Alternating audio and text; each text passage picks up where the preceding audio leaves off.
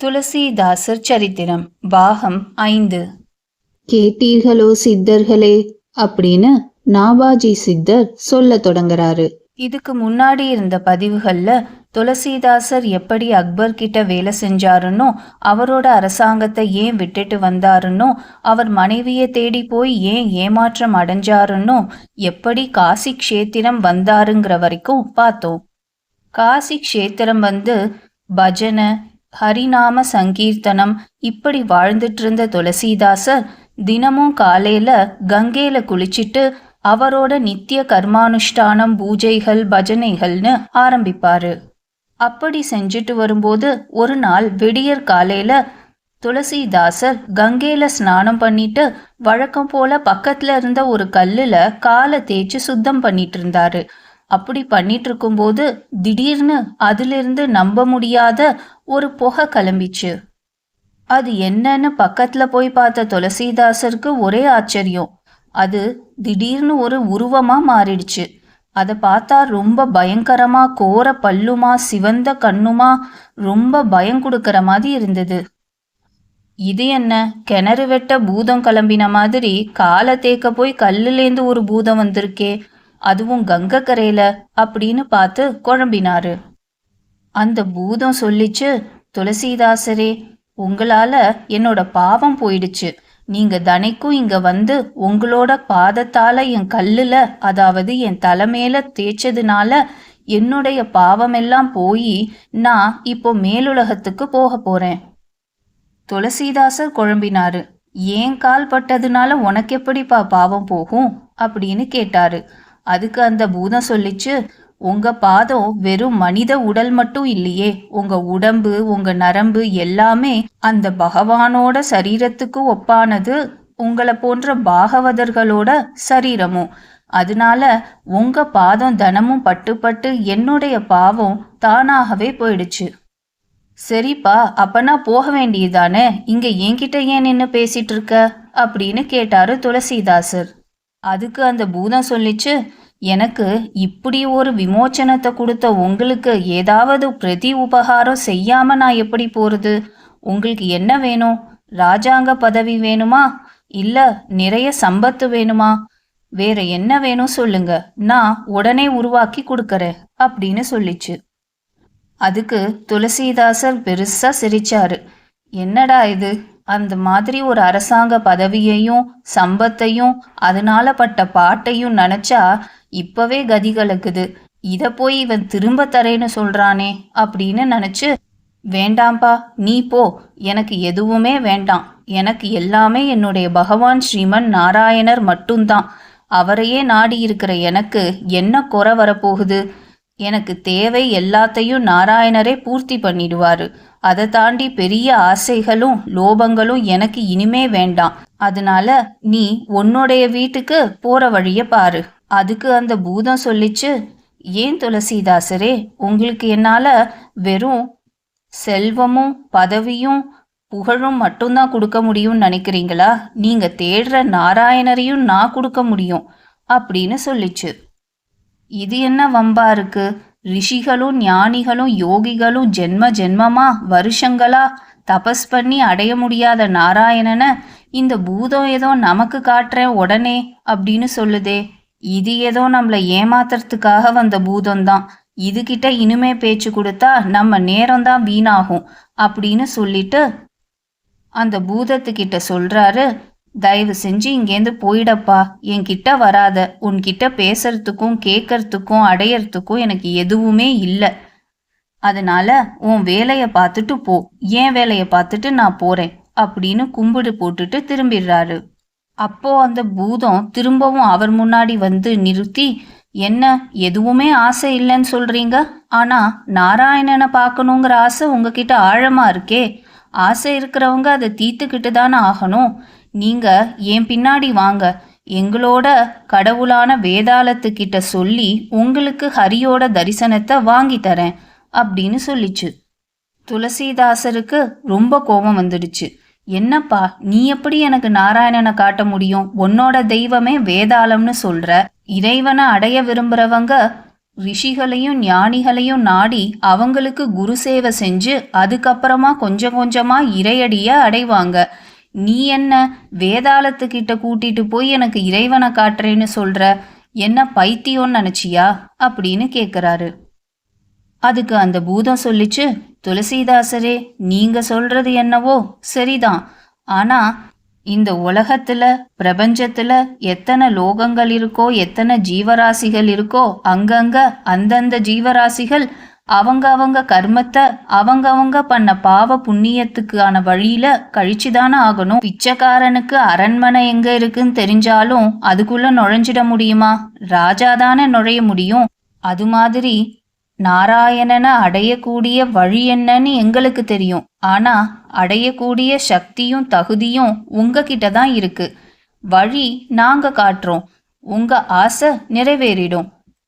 அதுக்கு துளசிதாசர் கேட்டாரு, அதான் ஏதோ ஏன் பாதம் பட்டு உன் பாவம் போயிடுச்சு, நீ மேலோகத்துக்கு போறேன்னு சொன்னியே, அப்புறம் இனிமே நீயே உன்னுடைய இறைவனை அடைய வேண்டியதுதானே? எனக்கு உதவி செய்யறேன்னு ஏன் கங்கணம் கட்டிட்டு நிக்கிற அப்படின்னு கேட்டாரு. இதுக்கு 2 காரணம் இருக்கு. ஒன்று, நான் முற்பிறவியில செஞ்ச பாவத்தை நினைக்கும் போது இறைவனை தேடி போறதுக்கு எனக்கு கொஞ்சம் கூச்சமா இருக்கு. 2வது, இந்த பாவத்திலேந்து விடுவிச்ச உங்களுக்கு எந்த உபகாரமும் செய்யாம போறதும் என்னால முடியாது. அதை கேட்ட துளசிதாசர், என்ன பூதமே, அப்படி என்ன பாவம் பண்ணிட்ட? நாராயணன் மன்னிக்க முடியாதது என்ன இருக்கு அப்படின்னு துளசிதாசர் ரொம்ப ஆச்சரியமா கேட்டாரு. அதுக்கு அந்த பூதம் சொல்லிச்சு, ஓ துளசிதாசரே, இதே காசி க்ஷேத்திரத்துல தான் நான் ஒருத்தருக்கு மனைவியா இருந்தேன். இருந்தாலும் என் கணவன் பிரிஞ்சு போனதுனால நானும் வழி தவறி போயிட்டேன். அதனால இந்த பாவ உடல் எனக்கு வந்துடுச்சு. ஒரு மனுஷன் வாழ்க்கைய 3 விதமா எடுத்துட்டு போலாம். 1, நமக்கு கிடைச்சதை நினைச்சு சந்தோஷப்பட்டு வாழலாம். 2வது, நமக்கு கிடைக்காததை நினைச்சு இறைவன் அது நமக்கு கொடுத்த பாடமா ஏற்படுத்திக்கிட்டு அதுல இருக்கிற ஆசைகளை ஒழிச்சு வைராகியம் அடைஞ்சு மெல்ல மெல்ல நம்மளோட ஆத்ம ஞானத்தை வளர்த்துக்கலாம். 3வது, உங்களை மாதிரி உத்தமமான புருஷர்கள். நீங்க கிடைச்ச ஐஸ்வர்யம், சுகம், போகம் எல்லாத்தையும் வெறுத்துட்டு நாராயணனே கதின்னு வாழறீங்க பார்த்தீங்களா? அந்த மாதிரி வாழுவது ரொம்ப உத்தமம். இந்த 3ஐயுமே செய்யாம என்னோட விதியை நொந்து நான் தவறான வழியில போயிட்டேன். அதனால தான் எனக்கு இப்படி ஒரு துர்கதி ஏற்பட்டிருக்கு. முன்னாடி என்னை விட்டு பிரிஞ்சு போன கணவர் திரும்பவும் வந்து என்னுடைய கெட்ட நடத்தைய பார்த்து கோபப்பட்டு எனக்கு இப்படி ஆகும்படி சபிச்சிட்டாரு.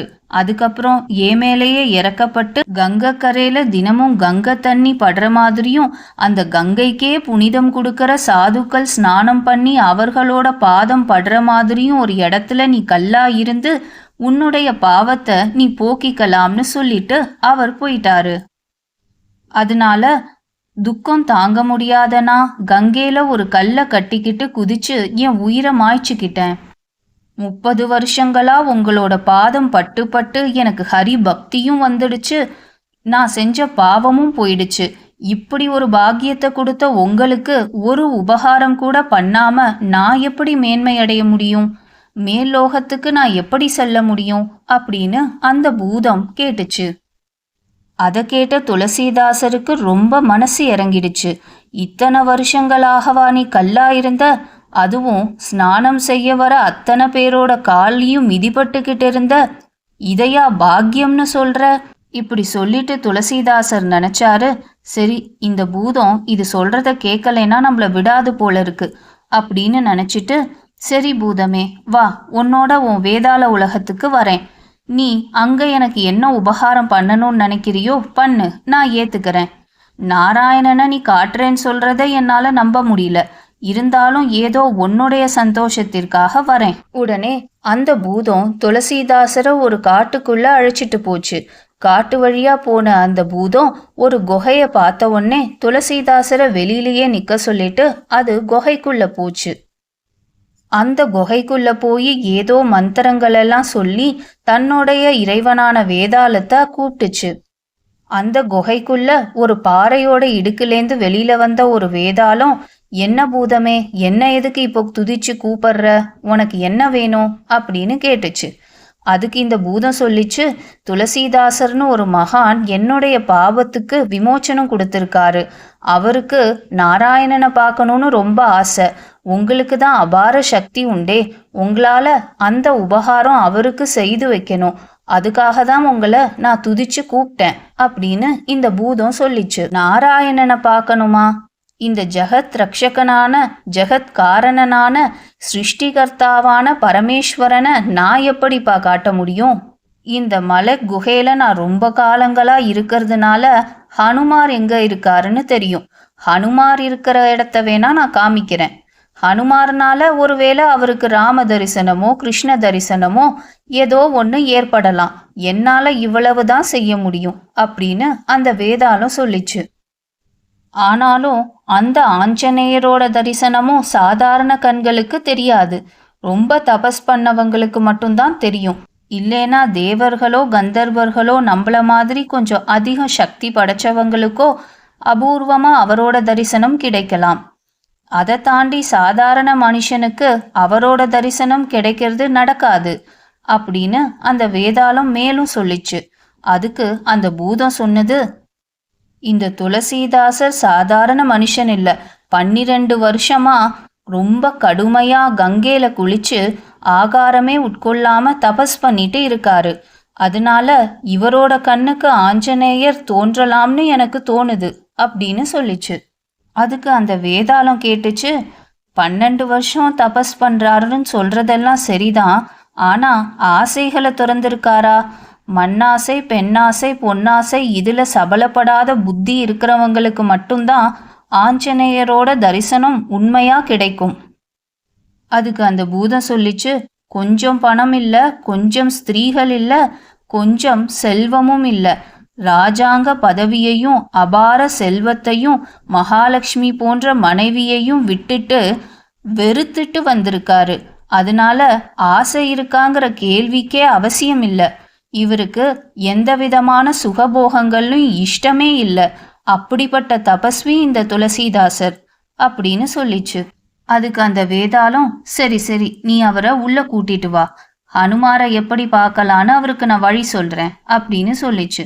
உடனே பூதம் துளசிதாசரை குகைக்குள்ள கூட்டிட்டு வந்துச்சு. அப்போ அந்த வேதாளம் சொல்லிச்சு, துளசிதாசரே, அந்த நாராயணரை என்னால காட்ட முடியாது. ஆனா அந்த நாராயணரோட ஸ்ரீ ராமச்சந்திர பிரபுவோட பரம பக்தரான ஹனுமார் எங்க இருக்காருன்னு எனக்கு தெரியும். அதை வேணா நான் சொல்றேன். ஆனா அவரோட தரிசனம் உங்க கண்ணால பார்க்க முடியுமாங்கிறதுக்கு நான் உத்தரவாதம் இல்லை அப்படின்னு சொல்லிச்சு. அதை கேட்ட துளசிதாசருக்கு ரொம்ப சந்தோஷமாயிடுச்சு. என்னது, ஹனுமாரை பார்க்க முடியுமா? நீங்க நாராயணனையே காமிச்சிருந்தா கூட அவ்வளவு சந்தோஷப்பட்டிருக்க மாட்டேன்.